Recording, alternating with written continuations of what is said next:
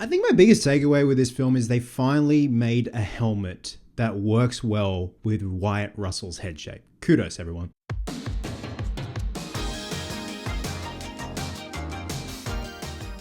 So Thunderbolts, I'm not gonna lie, this is a film I had next to no interest in. I figured it was just gonna be another one of those Marvel cash grab and just we're gonna milk this thing as much as we can until Avengers Doomsday. Now, I think the marketing for this film has been nothing short of genius when it comes to David Harbour in his Red Guardian gear and also doing the limousine ad. I love stuff like that. I love when studios get creative when it comes to marketing. So that's where my interest really started to bubble, and I guess you could say that's where my hype started for this film. But again, before that, I had no interest in this whatsoever. And then there were murmurs that this feels like old Marvel. This feels like the old Marvel, you know, leading up to Endgame, and then after Endgame, things just kind of went into a bit of a lull. So I just got out of the film. I think, and this is going to be one of my shitty analogies, so forgive me. It's like when you go out with that one friend who loves to party and the night's going well and then things start to go a bit sour and there's a bit of a lull. They go to the bathroom, they throw up, they come back and they're ready to go again, and you end up having a pretty damn good night. To me, this is Thunderbolts. Having that tactical vomit during a drinking session, you come back and you're ready to go. You've got your second wind. I feel like this isn't exactly like old Marvel, but it feels like they've got a second win this time around. I really had fun with this film. I enjoyed this film. I enjoyed the themes of this film, the themes of depression, self-doubt. I love myself a very flawed superhero. Clearly. Now, I wouldn't say I'm going to go heavily into spoilers, but I do want to touch on one particular character that I wouldn't say they've kept their identity and their story arc a secret, but they've kept a few things undercover. But for me to really get my point across, I'm going to be delving into what happens with them in the film, and also maybe a few little plot points here and there. So if that is a thing, if you consider that a spoiler, please switch off, go watch the film, come back, check out this review. So the basic premise for Thunderbolts is, after finding themselves ensnared in a death trap, an unconventional team of anti-heroes must embark on a dangerous mission that will force them to confront the darkest corners of their past. So essentially, this is like some kind of Suicide Squad. So these guys are essentially like the bottom of the barrel. We got Florence Pugh, we got Sebastian Stan, we got Lewis Pullman, who I keep forgetting is Bill Pullman's son. So every time I see him, I just see his old man. It's scary.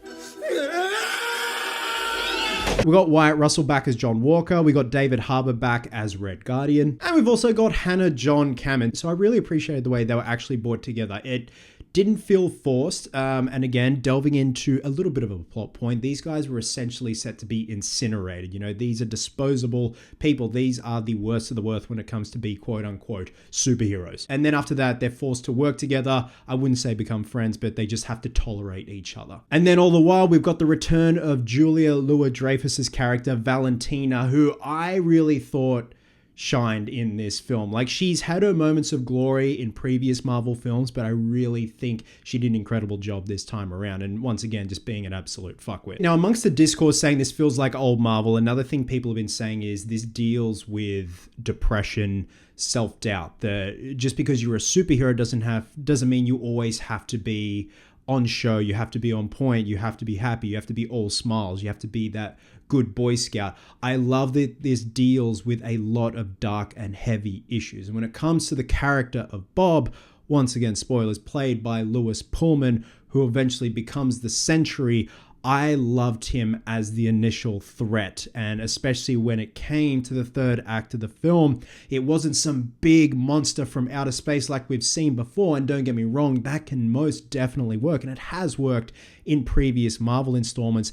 I just felt this time around delving into Sentry or Bob's psyche and then having the others delve into their own psyches. It's essentially giving in to the darkness. I love the analogies that were going on in this film where if you let it, it can consume you, and for all the bad reasons. So that's why I liked, even though there was a lot of action going on in the third act and the climax of the film, there was still something more charming about the subdued nature of what takes place, not in the real world, but inside the psyche of Bob and all the other Thunderbolts. When it comes to the pacing of the film, it's actually pretty damn good. I know there's always that formulaic thing of right before the third act starts, right before the climax starts, there's that lull where we kind of have to have a bit of downtime with our crew. There's a lot of exposition dumping, and while this kind of does happen towards the third act before things gear up, it actually served a purpose, whereas a lot of the times it's exposition dumping just for the sake of exposition dumping. But there is a nice little moment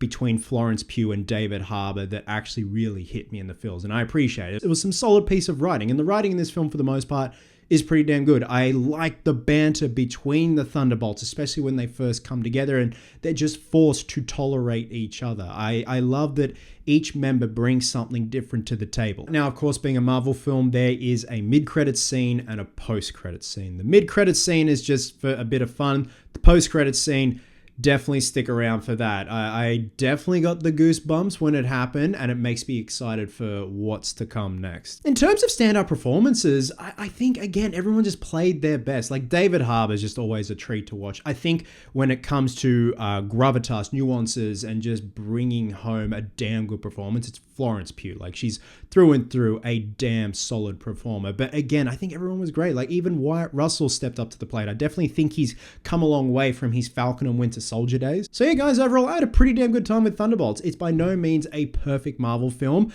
I just think, even though there are elements of where it feels a little bit like old Marvel, I think it's the visual of them in New York, and you see certain landmarks that were from the original Avengers, and you're like, oh, I remember that. But I think to me, this feels like a second win for Marvel, and just something a bit more refreshing where we're not dealing with big monsters from outer space, we're dealing with the monsters inside our head.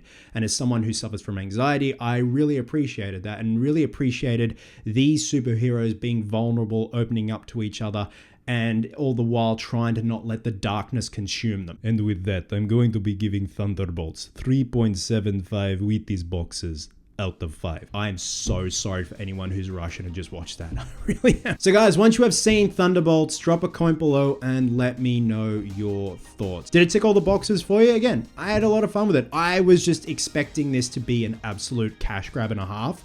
But I think, you know, with some really good writing, it brought it up a couple of notches for me. Like, one of the writers had a hand in writing Thor Ragnarok, and then even one of the other writers executive produced The Bear. So seems like there were people that knew what they were doing. Everyone in front and behind the camera just kind of understood the assignment, and I think also just wanted to showcase something different when it came to Marvel and not being exactly formulaic. So definitely worked for me. By no means perfect, but it was refreshing nonetheless.